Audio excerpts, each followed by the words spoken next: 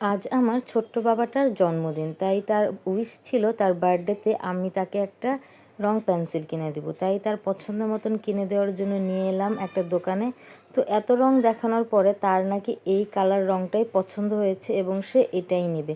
তো আমি বারবারই বলতেছিলাম এর থেকে ভালো কিছু নাও, বাট সে এটাই নেবে। তো কী আর করার, দেন ওইখান থেকে রং কিনে এখন হচ্ছে ওর জন্য একটা কেক নিতে চলে এলাম। আর এই কেকটা আমার কাজিন, সে হচ্ছে আরাফকে মেক করে দিয়েছে ওর বার্থডে গিফট হিসেবে। তো ওয়াও, কেকটা খুবই সুন্দর ছিল। আর আমি বলেছিলাম একটা ব্লু কালার কেক বানিয়ে দিতে, তো সেরকমই একটা কেক বানিয়ে দিয়েছে। Thank you so much my dear sweet sister. আর দেন বাসায় এসে হচ্ছে আমি ইফতারিতে আজ বিরিয়ানি রান্না করব। তো বিরিয়ানি রান্না করার জন্য সব কিছু কেটে রেডি করে নিলাম।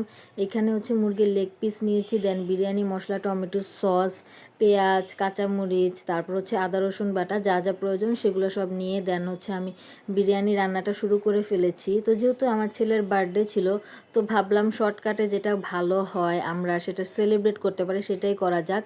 তো দেন এখানে আমি রান্নাটা একদম অলমোস্ট শুরু করে দিয়েছি। এখানে হচ্ছে মাংস কষানো ডান, দেন হচ্ছে আমি এখানে চাল দিয়ে দেন পরিমাণ মতন পানি দিয়ে উপর দিয়ে হচ্ছে কয়েকটা কাঁচামরিচ দিয়ে দিলাম। আর আমি হচ্ছে এটা রাইস কুকারে রান্না করতেছি, কারণ আমার বাসায় একদমই গ্যাস থাকে না। তো দেন ইফতারের কিছুক্ষণ আগে আমার হাজব্যান্ড বাসায় চলে এসেছে, আর এসে হচ্ছে ওকে ওর গিফটগুলো খুলে দেখাচ্ছিল। আর এটা হচ্ছে জুথি ম্যাম, সেটা হচ্ছে আরাফকে গিফট করেছে কিটক্যাট চকলেট। দেন এটা হচ্ছে ফারজানা ম্যাম গিফট করেছে।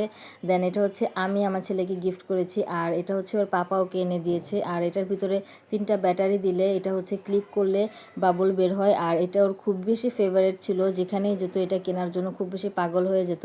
তাই ওর পাপা এটা অনলাইন থেকে অর্ডার করে এনেছে। আর দেখতেও খুবই সুন্দর ছিল। আর এটা পেয়ে তো অনেক বেশি খুশি। আর কোনো গিফট ওর ভালো লাগুক না লাগুক, এইটা পেয়ে তো সে ভীষণ খুশি, মনে হচ্ছিল যে ঈদের চেয়েও বেশি খুশি। আর এটাও বারবার চেষ্টা করেও চালাতে পারছিল না, তোর পাপা ওকে দেখিয়ে দিচ্ছিল যে কিভাবে চালাতে হয়। দেন এগুলো করতে করতে আমার এখানে বিরিয়ানিটাও অলমোস্ট রেডি হয়ে গিয়েছে। মাশাআল্লাহ, খুবই সুন্দর হয়েছিল। তো আমি রাইস কুকারে তেমন ভালো রান্না করতে পারি না, তারপরে চেষ্টা করেছি রান্না করার। দেন এখানে আমাদের সিম্পল ইফতারি, তো যেহেতু গ্যাস থাকে না তেমন কিছু করাও যায় না। আর সাথে হচ্ছে একটা 7 আপ, এটা না খেলেই না, বিরিয়ানির পর তো আমাদের এটা খেতেই হয়। তো এখানে হচ্ছে আমরা আজানের জন্য ওয়েট করতেছি, আজান দিলে হচ্ছে আমরা সব একসাথে ইফতার করব। তো ইফতার করা ডান আলহামদুলিল্লাহ। তো এখানে হচ্ছে আরাফোর কেকটা কাটবে। তো এখানে হচ্ছে আমরা কোনো দোকানই খোলা পাইনি যে একটা ক্যান্ডেল নিয়ে আসবো, তো বাসায় যে ক্যান্ডেলগুলো ছিল সেটাই হচ্ছে আর কি জ্বালিয়ে দিলাম। তো আর সাথে কিছু বেলুন একটু সাজিয়ে দিলাম, যেহেতু বাচ্চা মানুষ ও খুব বেশি শখ করে। আর এমনিতে ওই কয়েকদিন ধরেই বলতেছিল যে ওর হ্যাপি বার্থডে।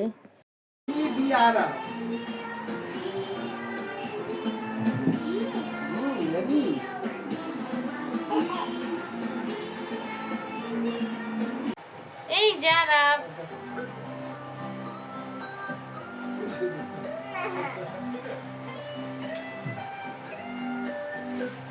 তো অনেক চেষ্টা করার পরও তার সাথে একটা ভালো করে ছবি তুলতেই পারলাম না। সে হচ্ছে ক্যামেরার দিকে তাকাবেই না। তো কি আর করার, এটা হচ্ছে আমাদের ব্যর্থতা যে তার সাথে আমরা কোনো ভালো একটা পারফেক্টলি একটা ছবি তুলতেই পারি না। তো এখানে হচ্ছে একটা ফ্রেমে আমরা 4 জন।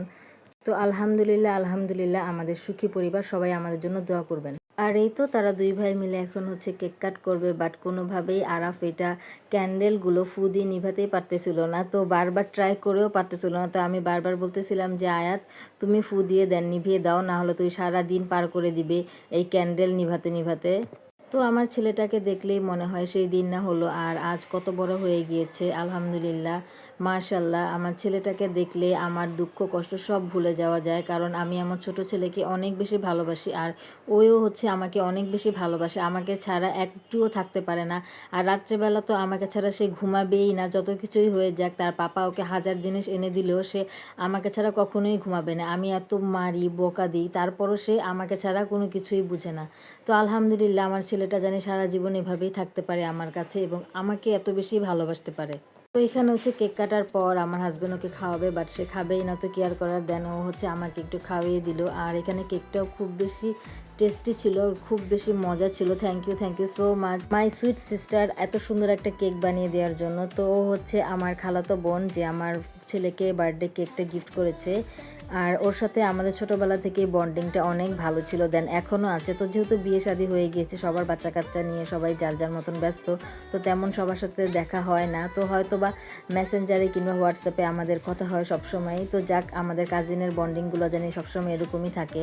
আর এই তো এটাই ছিল আমার আমাদের ছোট্টখাটো একটা বার্থডে সেলিব্রেশন। তো আমার ছেলেকে যতটুকু পেরেছি হ্যাপি করার চেষ্টা করেছি, আমাদের সামর্থ্য যতটুকু হয়েছে ইনশাআল্লাহ এর থেকে বড় করারও চেষ্টা করব। আর আল্লাহ তাআলা সবসময় আমার ছেলেটার মনের আশা পূরণ করুক, আমার দুইটা ছেলেকেই হেদায়েত দান করুক, তারা জানি খুব বেশি বড় হয়। আর সবাই আপনারা আমার ছেলেদের জন্য দোয়া করবেন, তারা জানি তাদের মনের আশাগুলো পূরণ করতে পারে এবং জীবনেও একটা ভালো মানুষ হয় এবং তারা সবসময় যেন উন্নতি করতে পারে। আর আমার দুই ছেলেরই কিন্তু দুইজন দুজনের সাথে খুব বেশি মিল, একটু পরপর মারামারি লেগে যায়, তো কিছু করার নেই। তো তারা একটু পরপর মারামারি করে, আবার একসাথে একটু পরপর খেলে, আবার একটু কান্নাকাটি করে। তো এইভাবেই হচ্ছে আমাদের দিন পার হয়ে যায় তাদের দুজনের ঝগড়া সামলাতে সামলাতে। বাট কেউ কাউকে ছাড়া একদমই থাকতে পারবে না। আমি যদি আয়াতকে মারি তো দেন এখানে আরাফ কান্নাকাটি শুরু করে দিবে, আর আরাফকে মারলে দেন আয়াত আমার সাথে রাগারাগি করবে যে ওকে মারতেছো কেন, ওকে কিছু বুঝে কিনা। তো আলহামদুলিল্লাহ এভাবেই দুই ভাইয়ের মিল থাকুক সারা জীবন, আমি আল্লাহর কাছে এইটাই প্রার্থনা করব এবং আপনারাও আমার ছেলেদের জন্য অনেক অনেক বেশি দোয়া করবেন। তো যাই হোক, ভিডিওটি ভালো লাগলে অবশ্যই লাইক কমেন্ট শেয়ার করবেন এবং আমাদের জন্য অনেক বেশি দোয়া করবেন। তো আপনাদের সাথে দেখা হবে আবার নেক্সট কোনো ভিডিওতে, তত পর্যন্ত ভালো থাকুন, সুস্থ থাকুন।